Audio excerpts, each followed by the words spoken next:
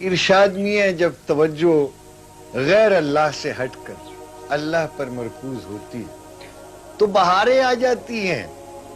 پھر انسان کو معلوم ہو جاتا ہے کہ اس کا مال منال، علم و دانش، کھیت تجارت، صنعت و حرفت، اس کے رنج و غم، سود و زیاں، جو کچھ بھی ہے وہ اللہ کے لیے. تو پھر وہ طلب دنیا میں ہر قدم پر طلب مولا کو موجود پاتا ہے.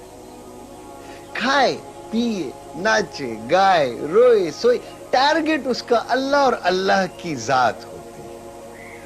کچھ لوگ جب ناظم جمہور انسانی اور نگران حقوق انسانی اور آزادی اظہار لسانی کے نعرے مارنے لگتے ہیں تو مولا کی رضا اور مولا کی خوشنودی کا مقصد ہاتھ سے نکل جاتا ہے. کام اچھے ہیں لیکن ٹارگٹ بدل جاتا ہے، منزل دوسری آ جاتی ہے اور پھر لٹو الٹا گھومنے لگتا ہے. بچو جی، لٹو کس طرح سے بچاؤں سرکار کہ وہ الٹا نہ گھومے؟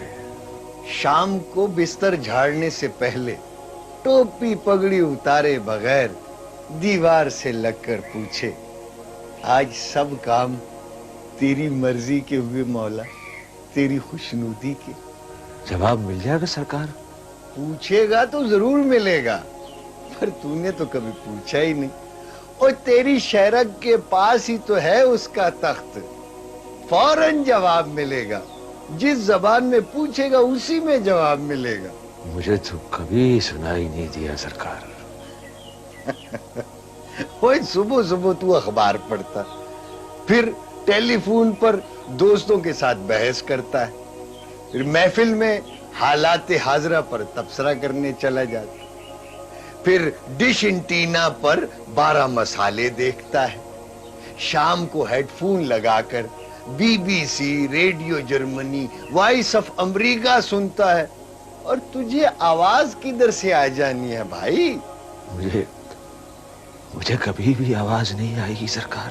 ہمارے سائیں حضرت سائیں نور والے فرمایا کرتے تھے، محمد حسین ہر کارے، میں ہاتھ باندھ کے کہتا تھا جی سرکار. فرمایا کرتے تھے کہ جہاں مولا نہیں وہاں رولا ہے.